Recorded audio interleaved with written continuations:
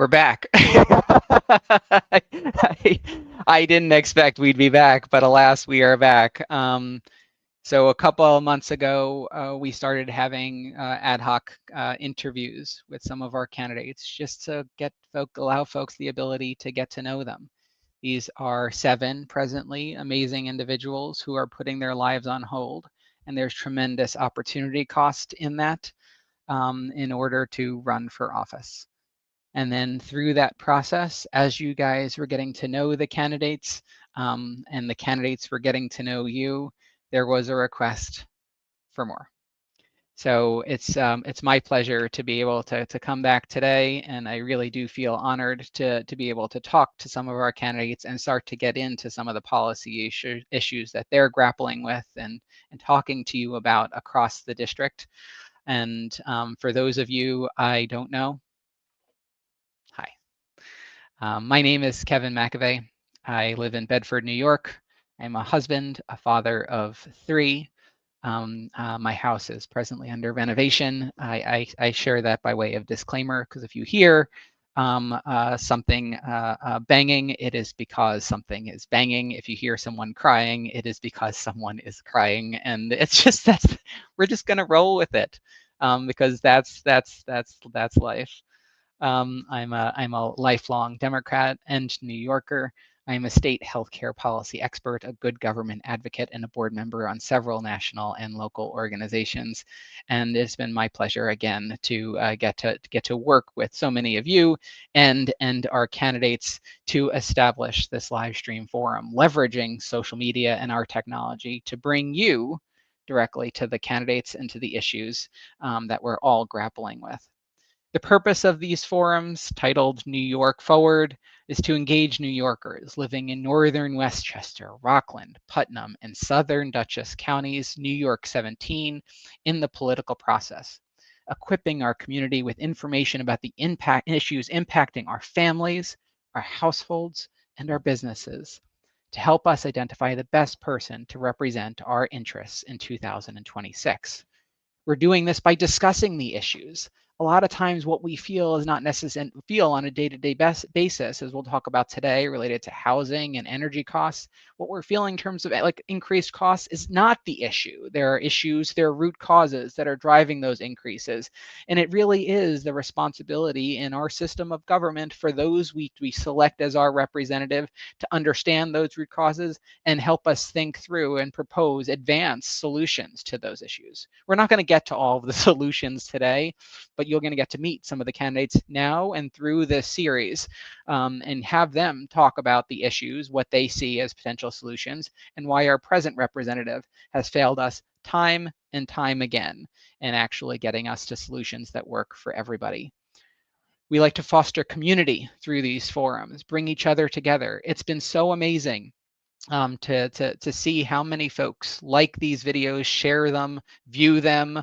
The number, I apologize in advance. I think I received over 15 questions for today for Peter. I'm going to try to touch on a couple. I'm going to try to squish a few together.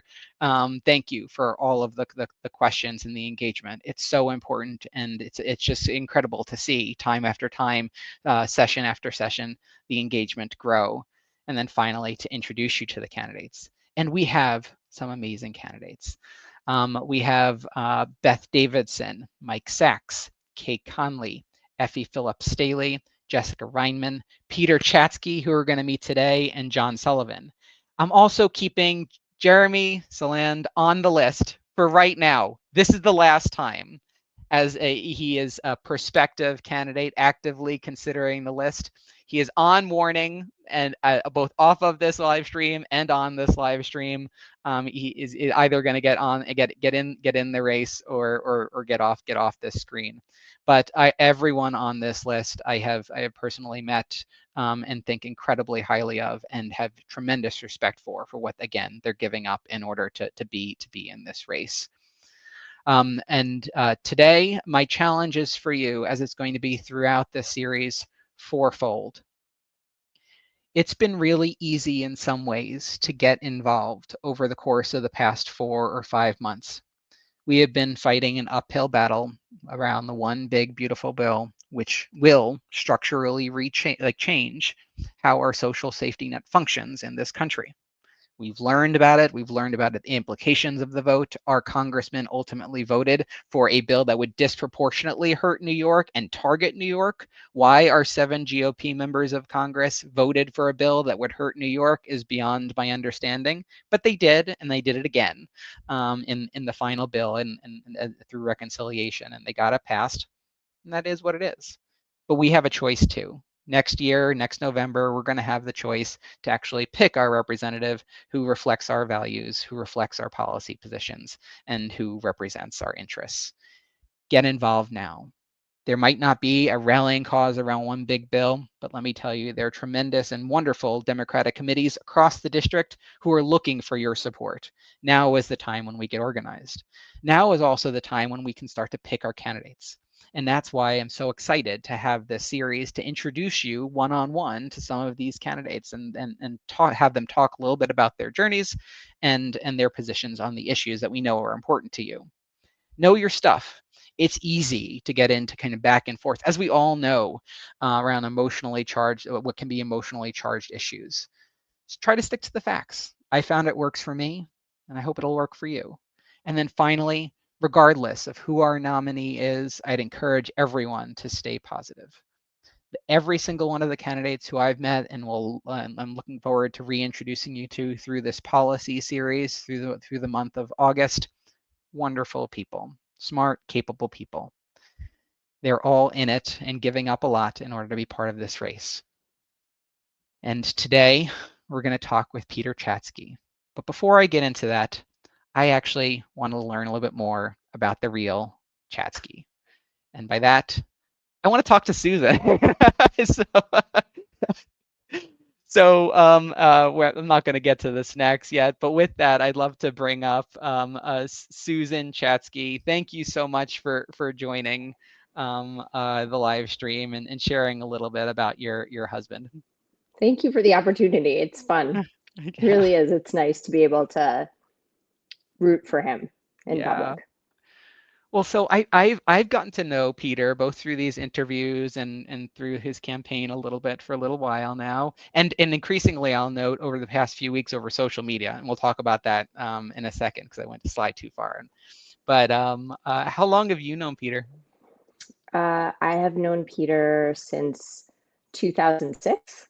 Mm-hmm. We started dating in 2008, and we got married in 2013. Oh. And has he been involved in like local politics that whole time? When was he? Because he was mayor. Yes, he was mayor, I believe, in 2003. So he was just finishing being mayor when I met him. Oh, because he did one term as mayor back then, and then he was involved in more of a sort of gossipy, like calling, making sure he was informed, having conversations with everybody who was still involved in the board, had deep friendships still with people on the board. A relationship broker. A relationship, right. So he was he has still had these relationships, and obviously stayed very much ahead and read about the village and always made sure he knew what was going on, but didn't run again until we had our children safely in college. But I can't ask you, like, was it a surprise when Peter wanted to run for Congress? Because it sounds like it was always in his DNA from when you first met him. He's always really cared about our community. He's always been incredibly involved in our community. We can drive down a street and he'll notice that the sidewalk is wrong, and we'll do a voice memo to make sure he calls somebody. But that's been always. Yeah. There's never been a time where he didn't care about something that was going on in the community and didn't reach out to someone if he saw something needed attention. Do you feel like that's rare nowadays? I feel like we've moved away from this community feeling, and that's so important. And I love that he's paying attention to the small things which can make a big difference. I think maybe people don't realize that that's something available to them. I Mm-hmm. don't know that every citizen of a community knows they can call Village Hall and say, "Hey, I noticed that the stop sign has been hit by a car and it's down on the corner of road and road," Mm-hmm. and that the village will be grateful and do something. I think so many people in this area like moved up from the city where you were just like a little dot Mm-hmm. in such a large community and they didn't feel like they had any power. So they don't necessarily understand that up here, you can really affect some positive change just by making a phone call or sending an email. And so he decides to run, Yes. or was mulling running. What was that conversation like? Your kids are now in college. Like, what were you thinking about when he's weighing this decision? Because I know it's a family decision, right? It is a family decision. So I have been on a few boards in the area. I was on Mm-hmm. Planned Parenthood Hudson Peconic. I was on the board for the Center for Safety and Change in Rockland County, and I saw what this administration was doing to us. Like, we may have to close our doors at the Center for Safety and Change, and it is the only gender violence program in the county of Rockland. There is nowhere else to go if you are raped or you are a victim of domestic violence or you've been trafficked. Actually, if you're a victim of human trafficking, the Center for Safety and Change is who does that work. And I knew the position we were in and that we were drowning and Planned Parenthood was going to be drowning. And I know my husband's really, really talented. And I knew what he was doing for Briarcliff. And I said to him, "What you're doing for Briarcliff is great. That's awesome. But there are people who are really hurting, really, really, really hurting, who you can help. You have that talent, you have that ability. And I think you should, Give it a go. yeah, give it a go Yeah. because there are, we're really fortunate. We're really safe Mm-hmm. and right now healthy, and we're in a good position. But that's not our whole district. That's not all of New York 17. And New York 17 needs real talent to get them through. So, what do you see as Peter uniquely bringing to this race? He is very, very curious. And when finds out about a problem, there are all these things that go on in the world and you have no idea. So some things are just not in your sight line. Mm-hmm. The minute he finds out something is, he will find out everything about it. And he has, this isn't going to sound as good as it is, but This is uh, the best. he's really, really willing to ask for help. Mm-hmm. So he'll have like this giant problem and just Yeah. get on the phone Yeah. and call everybody he knows and say, "Do you know about this?" You mean he's willing to get smarter by actually leveraging people who are experts in Yes. an area? Yeah, he's not afraid to say, Mm-hmm. "I don't know this. I Mm-hmm. need help with this. Yeah. Can you help me, direct me, show me, lead me, whatever it is? Yeah. Can you share your expertise with me so we can get this problem fixed?" And Yeah. he will stay on the phone till people say yes. He'll just keep calling, right? He'll just track people down Yeah. until he gets to where he needs to be. And I think that's a unique kind of tenacity, Yeah. right? Like a Yeah. lot of people would give And because, up. like, I mean, especially when the issues that we're going to be talking about, including today, are so complicated, you really want the folks who are on the ground working through these issues, who are kind of might not even realize they're part of the problem, to provide input on how something can be fixed. And I think that's really important when we're thinking about complex policymaking, right? Yes, it's really Yeah. important.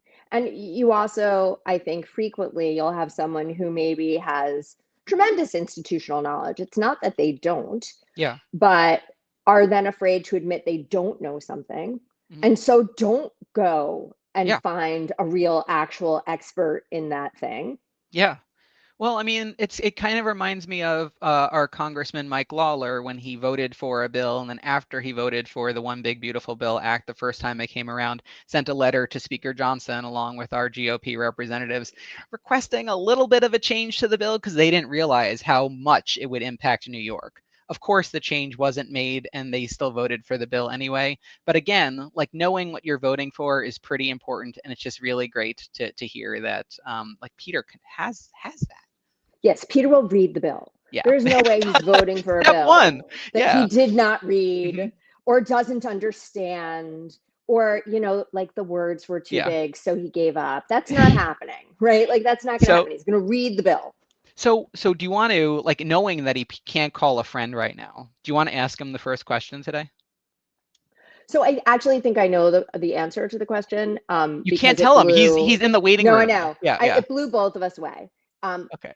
We didn't really understand what we were getting into when it came to running for Congress. And I'd like to know the thing that like sort of blew his brain. Yeah. Like, what about this process was completely and totally shocking? Because if we're like political junkies, so if we did not know, no one knows. Yeah. So do you want to bring him up and see what? Yeah. Okay. So I'd love to introduce Peter. I'm going to give you a formal introduction in a minute, but hey. Hi. So Susan, what is your question for Peter Chatzky today? Can I first say I have never seen this woman? The actress that you got looks a little like my wife. I don't. It's too late. It's been verified. Yes, I'm yours. Right this is not our house. That is not our house. I don't know what that is. This is our house. That's my grandmother. This is our house. What Susan has been the most surprising thing that you've learned about running since you've started running? There hasn't been that much surprising. I mean, I kind of did know what I was getting into. There is, you know, in Briarcliff, where I've been elected 5 different times, we run in a nonpartisan system. Everybody runs as an independent. And because of that, you know, I've served with Republicans, I've served with conservatives, libertarians, ultra liberal people, and it's all about building coalitions. I would say learning about the party system and the impact that the parties have in the whole process has been eye-opening. They are actually more involved than I realized. They're more important than I realized. They put more emphasis on the money than I would have realized. That's been a dramatically different thing. Candidates are told by the national party system we should be spending about 35 hours a week doing fundraising. 35 hours a week. That's astounding. My first question was, how long do you think a week is? You know, it's a lot of time, and money in politics is completely disproportionately out of control. Absolutely. I actually invested my own money in my campaign early on, that I was fortunate to have had after working for so many years, running my own business for almost 40 years now, because I wanted to use the money for the luxury of not having to raise money all the time and get out there and meet people and talk to people and hear issues. I can raise money later. That's fine. I wanted some breathing room so I could focus on the part of this campaign I really care about, which is understanding what the biggest concerns are of this district and getting a jump on solving those problems. 35 hours a week. And think about like the commitment, everyone who's watching. I started late.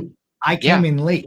So, you know, we're all chasing the same dollars. It's hard when you're a latecomer. I bought myself some time. I bought myself the privilege of being able to spend my campaign efforts in the areas I most want to spend. Well, I am so glad that you're here. And Susan, I am so thankful that you were willing to join to start off our conversation today. It was wonderful to talk to you. Thank you so much. I'm so happy to be here. It was nice meeting you. It was so nice meeting you. Okay. The actress who played Susan. Very good. Very good. Bye, Bye. Susan. Peter. So Peter, hi. You're a lifelong Westchester Democrat who brings a dual perspective of private business and public service to the campaign. You're CEO of Napa Group, software company you founded more than 35 years ago. You've been active in Briarcliff Manor politics for 20 years, first serving as, if you want the history of this, you can view our last conversation, first serving as mayor and now serving as deputy mayor. You've won election to office 5 times, and you've entered New York 17 as an experienced, proven leader with the goal of flipping Congress. And it is a big commitment, and also a big flip. This is arguably one of the nation's, if not the nation's, most competitive district. One of the 3, as Mr. Lawler reminds everyone, that went for President Harris in the last election, but continue to send him for Congress. Thank you for joining. Thank you for having me back. Yeah. So it's been like 6 weeks or so, 8 weeks or so since we last spoke. Like, how has the campaign been going? Like, for folks who are interested in where you came from, they should tune into our last conversation. But from when we last spoke to now, how has the campaign been? So it has been encouraging, in a word. I believe momentum is building, which is the trend you would like to see in any campaign. I spent, as I mentioned, I came in a little late. I geared up. I re-geared up because after a couple of weeks, I thought, okay, what's working, what's not working? I have an incredibly good team now. I'm very pleased with political strategy firm. I have print firm, obviously. I have a media firm in place, which will come in very handy further down the line, I imagine. A fundraising team in place.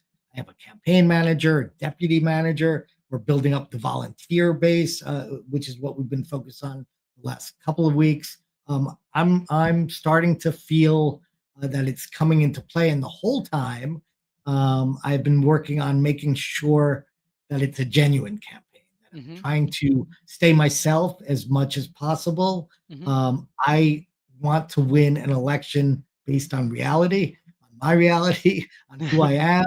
I'm trying to be as transparent and as honest and deal as directly as I can with eventual voters. Because the more you get out there, the harder the work you do, meeting as many. And it's a very diverse area. New York 17, it's a lot of different pockets of constituents with different needs, although there are some overarching themes, which I guess we'll talk about shortly. I keep hearing same things from many people, but that's actually my favorite part. I love talking to people. I love hearing different perspectives. You've also been snacking. Yeah, you haven't seen anything yet. I just started. I have a bit of a known sweet tooth. I mean, this, I actually realized that one of the things government should do well, and the current national government is horribly, is talk about similarities much more than differences. And when there are differences, embrace those differences. I think I learned in Briarcliff especially, I was very proud of my sweet tooth. And I was proud to realize how much that resonates with whether you have a sweet tooth or you love 80s musicals or you like dancing in the dark. We all have our little idiosyncrasies. Boy, I didn't say that word. I think embracing those and just going for it. So for me, it's snacks, it's junk food. And by the way, I do work out. I do stay in shape. I do watch my weight. You wouldn't know it, but I do partake of sweets pretty often.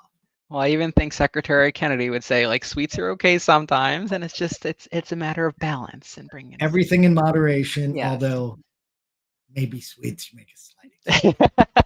And so I want to talk about some of the issues that you've been hearing in the across the district. But like, one last question on your state of the campaign. Like, how have you been engaging folks? Like, how have you been getting out across the district? Has it been like one-on-one meetings? Has it been bigger events? Yes. I have been doing, of course, the meetings in people's homes, and thank everybody who's very generous, especially this early. I mean, we have a year to go, and people are opening up living rooms, which which is unbelievable to me. Yeah. And they're getting 10, 15, 20 people to show up in summer, by the way, when I'm sure everyone would prefer to be on a beach someplace. Yeah. So I've been meeting people. I've been talking on the phone more than I've ever talked on the phone. I've said this a couple of times, but it's true. I've had more coffee than I've ever had in my life. People say, let's meet for coffee. And I look at my calendar and I said, that'd be my third glass of coffee, third cup of coffee of the day. So I'm starting to cheat and having smaller switch to decaf too. Spending decaf. If you're gonna have caffeine, if you're gonna go, you go for it. Everything from one-on-ones. I've been speaking to journalists all over the place, and as you know, I've been trying to do more and more with social media. Yeah, we do have a game plan that's been ramping up slowly. Most of it involves just me talking directly to the camera. We have some other things planned. I'm trying to stay away from a lot of traditional campaign rituals, which I personally find a little boring, and I imagine other people do too. So fewer shots of me standing around the living room talking to people. My endorsements have been so far video endorsements where people talk on camera about a particular experience or a particular thing I've done for them. I'm trying to be a little more engaging. So talking about those people, and I know you've been around the district. I think I feel like I'm like 24 hours behind you, whether it's King Cone or the Putnam County Fair. But I know that two issues that you've been hearing time and time again are around housing affordability and energy affordability. And I'd love to hear your thoughts on like what's causing some of these, like the pain that people are feeling, what's causing some of these issues, and what you would do differently than our current representative in approaching these. So housing has always been something that's of interest to me. It's actually I used to say it's in my blood without realizing it actually is in my blood. My father was a builder. He did mostly Section 8 housing. He did mostly low-income housing. Also, I guess we share this, but by the way, my dad passed away 7 or 8 years ago at age 90 and a half, 91. Good long life of giving back to his community by sort of rebuilding areas of the Bronx where he grew up, where blocks needed a lot of love and care. At one point, I think pretty famously, I think it was President Carter, came to the South Bronx to see what bad shape housing was in. And then he went to a sort of a before spot and an after spot. The after spot was one of my father's developments, and he basically made a career building affordable housing for neighborhoods where he had grown up and watched. In Briarcliff, I didn't realize that this was a pervasive problem. I knew it was a problem in Briarcliff. That we didn't have enough housing. We didn't have enough affordable housing. I didn't realize how much of a national problem it is. There are something like, it depends on the stats you listen to, 4.7 million more houses needed in the country. That estimate goes as high as 7 million on some of the research, but it's a phenomenal amount. Absolutely. In New York, it's a problem in New York, and I like to put this sometimes in economic terms because people don't really understand that business growth depends on having housing stock for employees, right? They go hand in hand. In New York, our deficit in housing is costing us something like 164,000 job opportunities that are not fulfilled. Economically, that translates to 29 billion in lost economic output. These are numbers I just looked up today. It's a huge problem. So just kind of state that back to you in lay terms. Like, businesses want to hire people here, but they can hire people here because people can't afford the housing. Is that fair? People don't live here. There's not enough housing stock even for a business to grow here. There's $14 billion lost in personal income because people aren't in New York because they don't have houses to live in New York to work in New York. So all these things come together. In Briarcliff, locally, we saw businesses. We have a very small downtown business area. Mhm. Businesses were having trouble thriving because there weren't enough people visiting those stores because they would have to Mhm. drive, they'd have to park, it wasn't convenient. Yeah.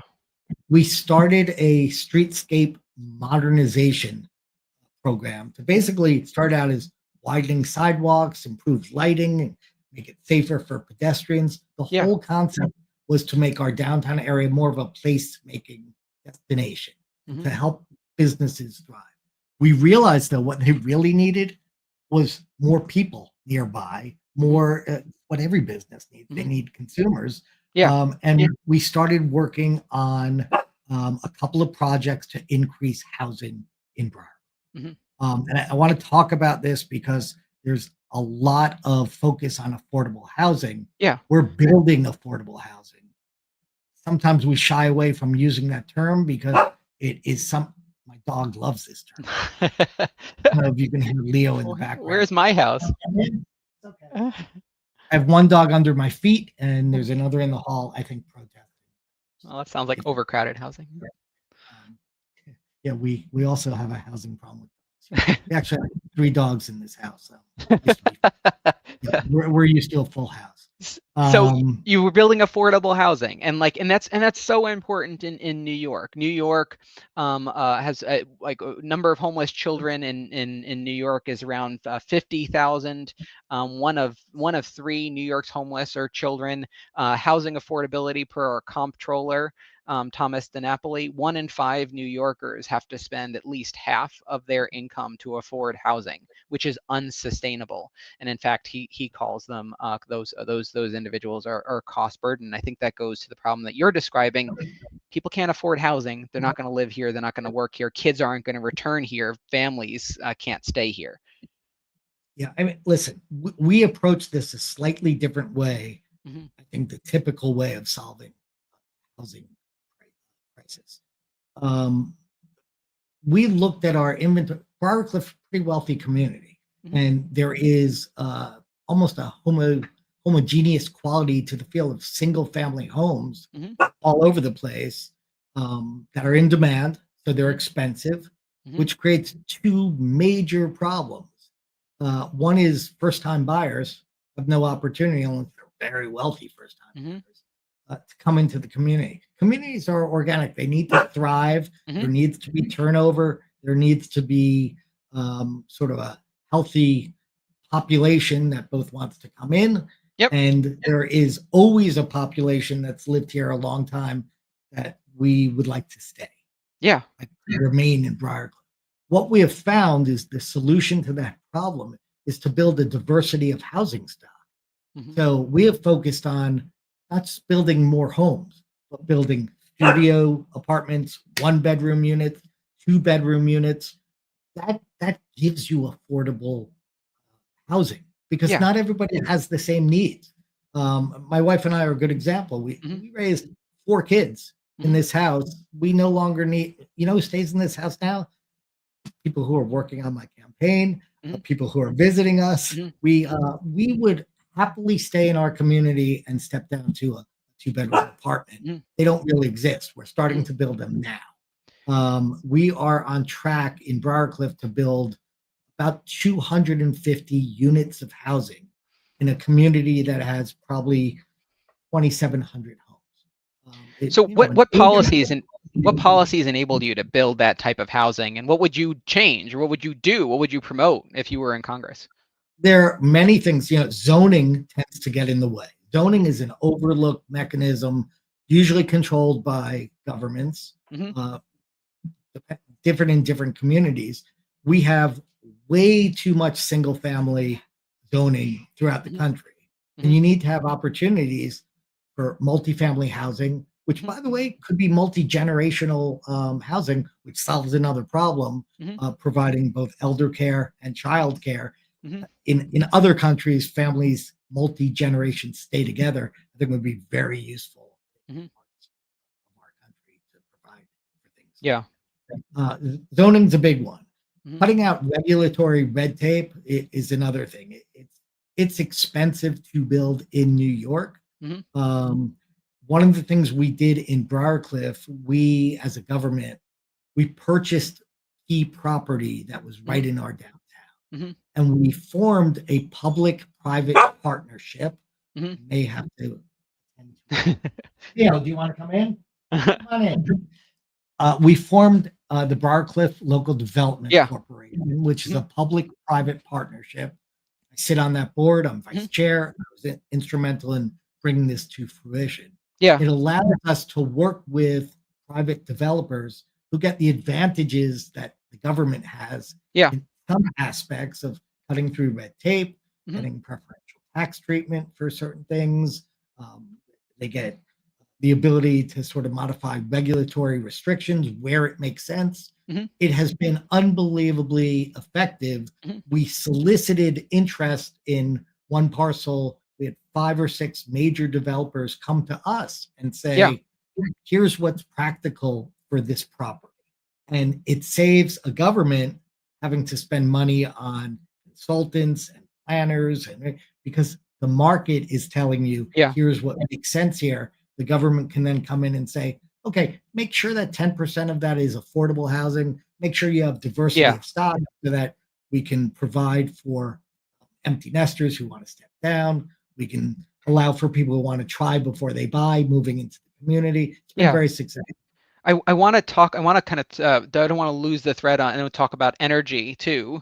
But I do want to note like a couple of things I'm hearing that are just really interesting and positive. It's really investing in our downtowns and multimodal housing types, really thinking about transit-oriented development, creating appropriate like incentives in place to allow the private market to kind of meet that demand. And then I think that there are more local levers that can be leveraged around zoning, but I'm sure that there are federal incentives that can be put in place. And I'll just let me just put one more thing about zoning and incentive. We also in Briarcliff, we had 5 large corporate campus properties. These used to house things that corporations are not building headquarters in suburbia. These had been dormant for decades when I got back involved in politics. So what the natural thing would have been, okay, rezone these as residential lots and just put housing. Many people wanted to do that. We wanted to help preserve the commercial base because that's an important component of any village. So what we did is we took a look at zoning and we said, what other types of commercial uses could we allow on those spots? We came up with 12 or 13, 14 different new commercial uses that were more modernized. I believe 3.5 or 4 of the 5 properties are now thriving. They all were sitting vacant. They're either under review for new uses, which include things like a solar farm as a use. We have a data center. We have a high-end wine storage that took over a long vacant American Airlines building. It's just some creativity and working with the market and providing some tax incentives. One of the problems is people will buy a property, will put a lot of money into it, and then boom, you're hit with all of a sudden your taxes can quadruple or more because you've just improved the property. We piggybacked off a New York State model ordinance and allow the increase in the tax assessment to take place over time. Without getting really boring, what that means is that a company can invest a lot of money, improve a property, and then have 10 years before they're fully hit with the impact of the new tax assessment. And that's so important, really making sure that individuals have pathways to find affordable housing, and also making sure like our market has systems in order to create the housing for long-term sustainability. And I just wanted to pull out this graphic from the comptroller's report, and we're classified in this broader mid-Hudson Valley category, but approximately 30% of homeowners in our region, 50% of renters are among these folks who are cost burdened, who have to spend more than 50% or more more of their income. It is a real pervasive concern in our district. And meanwhile, I'll put out there, President Trump, with Mr. Lawler's tacit approval, not a word said, is proposing cutting the HUD budget, the Housing and Urban Development budget at the federal level, by 40%. As he did with Medicaid, like now trying to establish 2-year term limits for federal aid for many households. You can't afford private rent, and you can't afford private rent, you're out on the street. I mean, that there are real dangerous policies being proposed, and our representative really isn't thinking about, like from what I've seen, developing a pathway to get people in affordable housing that meets their needs, and then making sure that the market is supported to long-term develop different housing options. Anyone who has taken the most basic economics class learns about supply and demand. And, housing, increasing the supply of housing to meet demand is going to help adjust price. Yeah. When a commodity, anything is scarce, the price is going to jump. Same thing applies to medical, right? Healthcare, all these kinds of things. The answer is not cutting back off it. The answer is making an investment so that you have the ability to meet future demand. Energy. Something else that is just an astounding problem locally. I got my energy bill last month and I couldn't believe it. And I called them up and they didn't have a ready explanation for why rates are what they are. New York State has one of the highest costs per kilowatt hour of energy in the nation at around 24 cents per kilowatt hour, well above the national average of around 16 cents. I know you've been thinking about this a lot and actually advocating for local consumers. Like, what's driving this? What would you do differently if you were in Congress? So I have to be a little careful here because I will admit I'm going to put on my deputy mayor cap. We're in the middle of lawsuits. We are dealing against utility companies. We're looking at a number of things, and I'm just going to be careful to talk about public information. I will just say this to anyone who's watching this broadcast. The information that we're uncovering sort of privately that's not yet out there is even worse than what you're imagining is going on. Let's talk about utilities. There are at least a couple of main drivers of the problem. One, which I've spoken about on one of my videos, is the concept of deferred maintenance. If these large companies are not investing to do maintenance of their facilities on ongoing regular basis, they're deferring that maintenance. You're just putting it off. Think about your own house. Anything that you need to get done is going to cost a lot more 5 years from now than it's going to cost today. The price of labor goes up, the price of supplies go up, parts go up. The more you put off things to save money temporarily on your budget, the worse you're going to be. And if you're financially, the worse off. If you're a utility company that is supposed to be providing a service to a community, that community is bearing the burden of your deferred maintenance. The longer you wait, the more it's going to cost, the more the consumer is going to pay. There are many utilities that they're trying to put off doing things as long as possible, and then the cost of repairs are incredibly higher than that. Aging grid. There is a particular problem. I'm serviced by Con Ed here, which serves a lot of District 17 over in Rockland, by the way, Orange and whatever it's called. Sorry, their utility also owned by Con Ed. Eventually, it's a sprawling corporation. The way they allocate costs, it is a little bizarre. If you look at their 3-year capital plan, this is their 3-year plan for where they're going to put in improvements in their system. 95% of those costs, 95 cents for every dollar, is going to New York City. New York City, not Westchester, not Rockland, not any of the other areas they service. The problem is out in suburbia, we have more aerial wires, we have more things subject to weather, we have more things that are precarious, and we're getting less than 5% of their capital budget. That's crazy, right? So we're getting cheated. And, Briarcliff is one of roughly 30 communities that's now banding together to start looking at these practices and making appeals, which ultimately will be done through, I guess, the Public Service Commission. So But one thing, like change- if we ask, like a Con Ed, and I know you have to be careful here, they will point to and have pointed to in the public press, like the fact that they have to make green energy investments to meet the state mandates. They have to build new capacity to feed energy hungry ventures that are taking this up, whether manufacturing, data centers, cryptocurrency. I mean, these ventures require a lot of energy, and they need to build new capacity. How do you balance all of this, and how would you think about that if you were a congressman? Look, you absolutely have to be prepared for long-term investment, but that also means that you can't use the excuse that it's going to cost us more now to be better prepared in the future for also saying we shouldn't maintain things now that are going to cost more in the future. It's faulty logic there, right? So I do think we have to make many changes in the way we approach energy use. It is hard when that's all they're claiming, it's all on their backs and they have to pass it along, but these are not unrealistic goals. These are plenty of years forward, and we're moving toward a better future for everyone in terms of cleaner energy. The only way you save money on these more expensive alternative energy sources is you receive more. There's more adoption of them, right? Yeah. They become more popular. Again, supply and demand. It's all going to go down. Supply and demand, and a lot of times in our country, it's with federal leadership that allows for scale to be built, and then for those prices on a per unit basis to go down.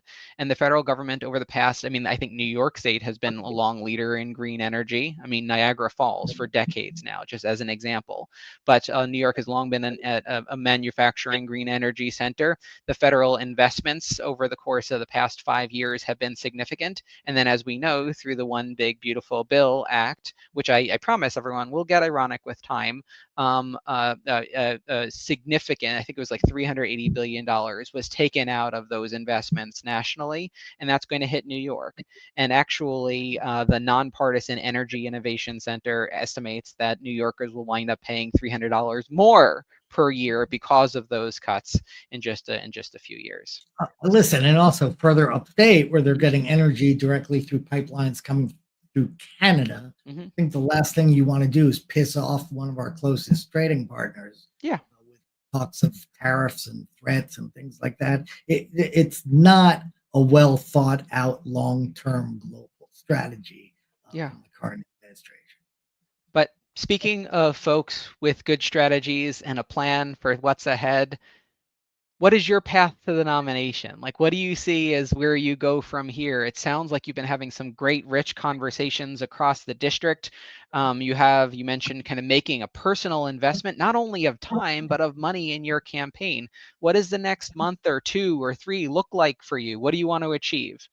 More. I think, as I mentioned, I feel momentum building, and I ride that momentum. It's reaching out, it's getting the message out there. It's each candidate brings sort of a different set of skills, background. Everyone's adding to the conversation. I absolutely love it. I think when the 7 of us get together, it's really interesting to me, except for the obvious questions where the answer is ditto, me too, me too. It's interesting when a problem is presented, hearing people bring their own experience and talking about how they would change things, how they would go about dealing with problems in Congress. I think you're getting a sense of who has taken on fights, who's a fighter, which I think is really, really important in this race. I think people who have experience building coalitions is a really. I think actually I uniquely bring to this race the experience of running a small business. It's something I don't know that anyone else has. It gives me a second perspective.